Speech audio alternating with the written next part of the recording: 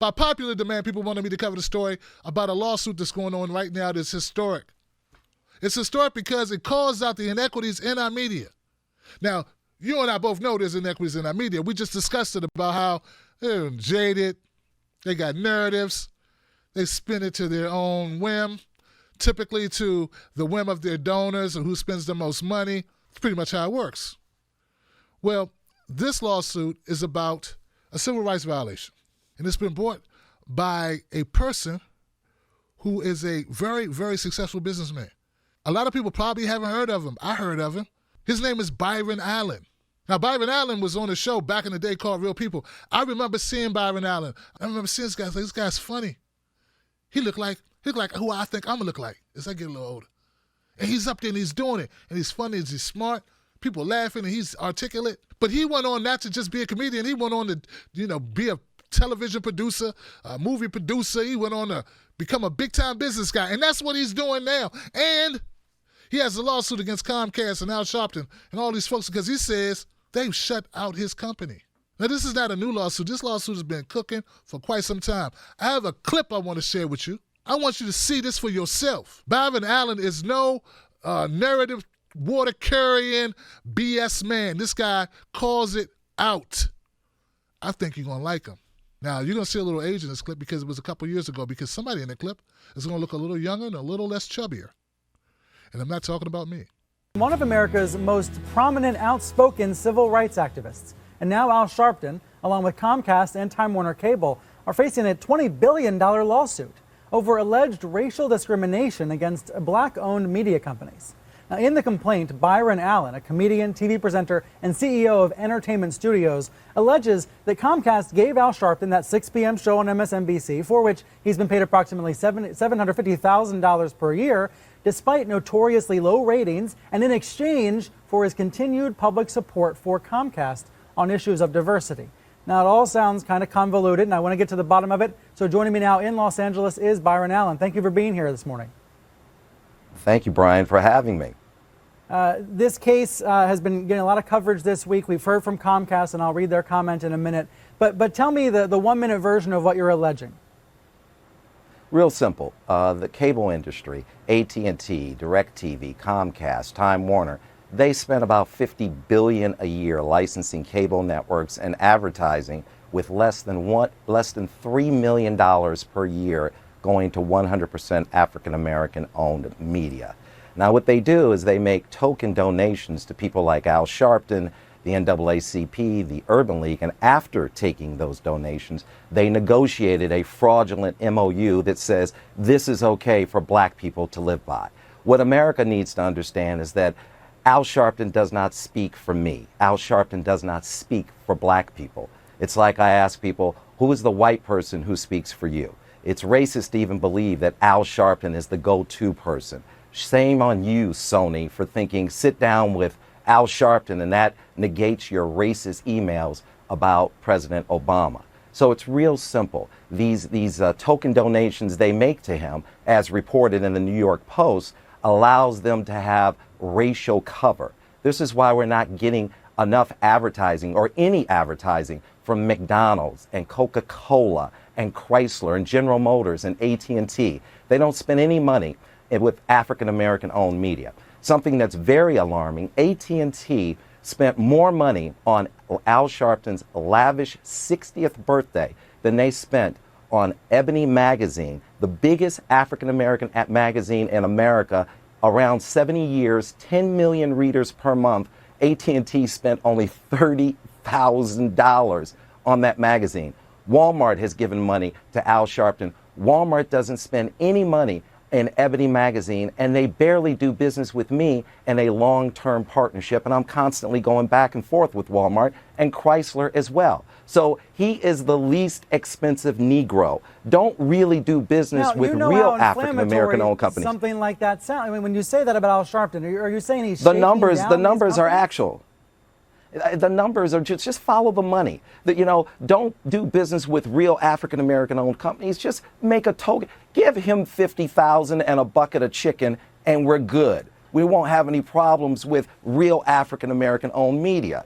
You should not be, Chrysler, you shouldn't be giving him money and not spending money with me and others like me and Stevie Wonder's radio So you're station saying it's here a in Los shakedown, but aren't Angeles. you trying to shake them down the same way by filing this lawsuit, which you know is not going to succeed? Look, Brian, let's define a shakedown. He doesn't give anything in return. I am a legitimate businessman. I am one of the largest independent producers of television and media in the world. I have 36 television shows on the air and 7 24-hour HD networks. They're not letting us participate in the $50 billion that they spend on licensing and advertising. There's a very big difference. He's the shakedown. I'm the legitimate entrepreneur. We have to make sure we're that... showing some of your programs right now, but let me read Comcast's response. I think it's really important to hear their side here. They say this complaint represents nothing more than a string of inflammatory, inaccurate, and unsupported allegations. We are proud of our outstanding record supporting and fostering diverse programming. They went on to say we will defend vigorously against the scurrilous allegations in this complaint,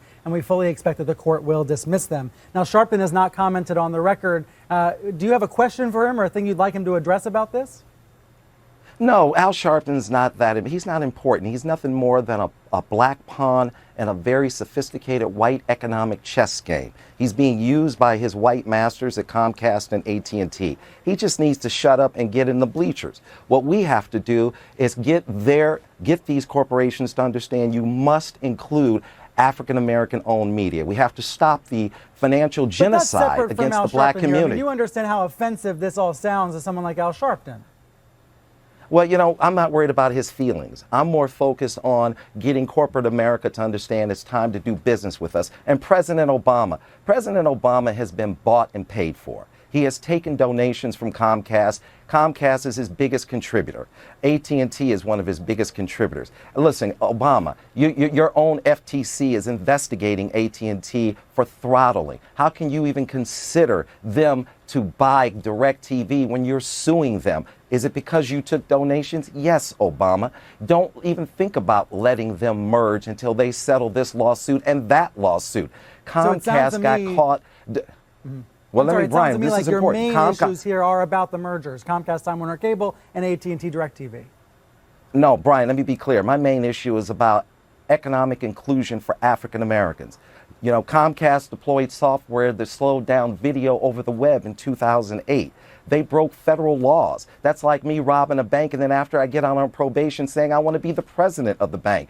Obama has to do more. I'm very proud of what Obama has done for the gay community. I'm very proud that he has achieved gay marriage. And if you can do that, you can achieve economic inclusion for all Americans, especially African Americans who have been left the furthest behind. Obama, you bailed out the banks. The banks you bailed out don't even make commercial loans to African Americans. Obama, you bailed out the car companies. Those car companies don't advertise with people like me and people like Ebony Magazine. Obama controls close to $2 billion in advertising. Join the Army, join the Navy, join the Marines. It sounds like we as African Americans do not receive. Consolidation. Yeah. Brian, you're not hearing me. Brian, listen to me carefully. My concern I hear what you're saying. You're saying that they're not African-American- advertising with independently owned media. These are issues about media consolidation. But I understand that you're making these racial points about how they affect African American communities and businesses. I do want viewers to know just about we read media. the Comcast statement, and we'd like to hear from Sharpton as well on this, and hopefully we can in the future. But Mr. Allen, I do appreciate you being here this morning and telling us about the suit. Okay, Obama, do the right thing. Wow. That's what it looks like when you got somebody who speaks truth to power right there on MSNBC. And you notice how Stelter was doing his best to shield Al Sharpton from criticism. Oh, well, how's that going to make Al feel? I don't give a damn. First thing I want to do is I want to make sure people understand Byron Allen is a very accomplished, very successful man. He's the CEO of the Entertainment Studios. The Entertainment Studios is an media empire. It consists of 43 syndicated television series, 8 cable networks, including the Weather Channel, and a movie studio. Currently, there are 50 paid TV operators that already distribute Byron's content, including Verizon, Fios, DirecTV, RCN, and Suddenlink. And that's a total of about 80 million subscribers already. So I don't want people to get the impression that Byron Allen is this new guy. He ain't Tim Black. Byron Allen ain't Tim Black. I say, I'm the most independent media. What I mean is like, social media. I don't mean This guy, Byron Allen's, he's the real ish, okay? So what I'm saying is he's not asking for a hookup. He's asking for access, like other networks get. In fact, in part of his lawsuit, he says someone on his staff was told there's inflammatory claims in the lawsuit, $20 billion lawsuit against Comcast. A Comcast executive told someone at Allen's company, we're not trying to create another Bob Johnson. Bob Johnson was the former owner of BET before he sold it for $3 billion 2 decades ago. It's one of the only black media-owned companies, 100% black-owned media companies taking on Comcast. It puts a lot at stake. Now, we know that this has been winding through the process, right? Part of the problem, what's so difficult here, the difficulty here is Mr. Allen's going to have to prove that race was not just a mitigating factor in the decision not to allow his network to be on Comcast access, but it has to be the overriding, the main reason. Okay? So he has to prove that. And we notice that's a hell of a hill to climb. Because, see, there are arguments that they want to say, well, in a free market, everyone gets to choose who they want to put on. Just so happens, they don't want to put him on. They don't want to put him on. They don't want to put his networks on. Now, what I want to point out to everyone is that this is a reality in the media business. I mean, I got a lot of people that watch this show. They tend to think I'm a pretty interesting guy, and I want to thank you all. I'm humbled by your support, by your letters. For the people, I got people writing me every day for a bumper sticker, for a button, people signing up, everything. It's amazing, right? I've been fortunate to be able to do some stuff. But my support level and my growth level is nothing compared to guys, and I'm going to be frankly, guys, there's some people I think I'm better than. But for some strange reason, I don't get the opportunities they get. Now, you can say it's just because, well, you wear a funny-looking tie, Tim Black. It's the glare coming off your forehead. But then when I look across, I don't see other black media getting that opportunity with them. Then they'll bring on someone who's like a person who doesn't own their own stuff like I do. They'll bring somebody in and have them sit on a panel, and people go, well, look, there goes a black person right there. But that person has no ownership. They don't own anything. They don't have their own shows, their own brand. You don't even know who they are, man. That matters that I built this thing 6 years. I see it. I know of what Byron Allen speaks of. I called him Brian earlier too, didn't I? I meant Stelter. So I'm not saying it's going to be an easy lawsuit, but it's an important lawsuit because the inequity that exists in media must be tackled. Now, how good do I feel about it under a Donald Trump presidency or the Donald Trump DOJ? Well, hell, you heard Byron Allen calling out Obama. You heard him calling out Obama. I saw a TMZ clip where Byron Allen went to Obama's neck. Like, Obama, you are a black man. You are a white man in blackface. Now, you guys may not remember with the hacking that happened with AT&T, where AT&T, the emails got exposed. And in those emails, executives at AT&T were calling Obama all types of porch monkeys and the most horrible things in the world. And what did Eric Holder do when they wanted to conglomerate and absorb more companies? Nothing. He didn't do anything. He let him refer to the most powerful black man in America, probably ever, as a porch monkey, basically, and did nothing. So Byron Allen's calling out the fact you're not doing anything about my lawsuit. You're not holding these people accountable. You're not saying, hey, black people deserve to have a seat at the table. We shouldn't only be consumers. Now, the Latinx, they have exceeded and passed us in a country we've been in for 5-6 generations. There are Latinos coming here who's starting in media, are coming to America in the last 50 years and exceed us, black Americans, in ownership in media. Now, that may seem fine for you. When people say, well, Tim, why is everything got to be race? Did you hear what I just said? I guess that's okay for you because it doesn't apply to you. Either you say that people are inferior or you have to understand that there's some type of bias at play. How could we be in this country for 4 and 5 generations, man, and these people come here in one generation and zoom right past us in the media game if it's not intentional? If we know that, numbers don't lie. It's just numbers, man. Everybody's not bald. Everybody doesn't talk too loud on the mic. Everybody's quality isn't garbage. Everyone isn't, crass and calling out Obama and Hillary and Trump all at the same time. Everybody's not as destructive as I am, going after even independent media like TYT, when I see them throw in behind neoliberals and prop them up, everyone's not as bad as me. So why, as a whole, why are we so far behind? I'm not saying I got all the answers, but I know one of the answers can't be, let's let the market work it out. That can't be the answer. So I support Byron Allen's efforts in this. I'm going to continue to report on it.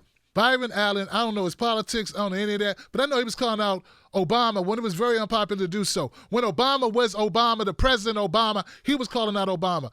Only a couple people did that. Tavis Smiley, when's the last time you heard from Tavis Smiley?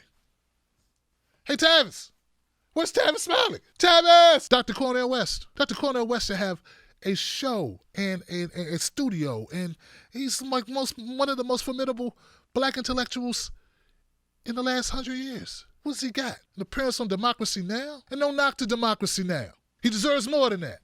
Same with Noam Chomsky and several others, but right now I'm talking about Cornel West. So anyway, what I'm saying is, I'm going to be covering this case. I'm going to be covering this situation. We're going to follow it.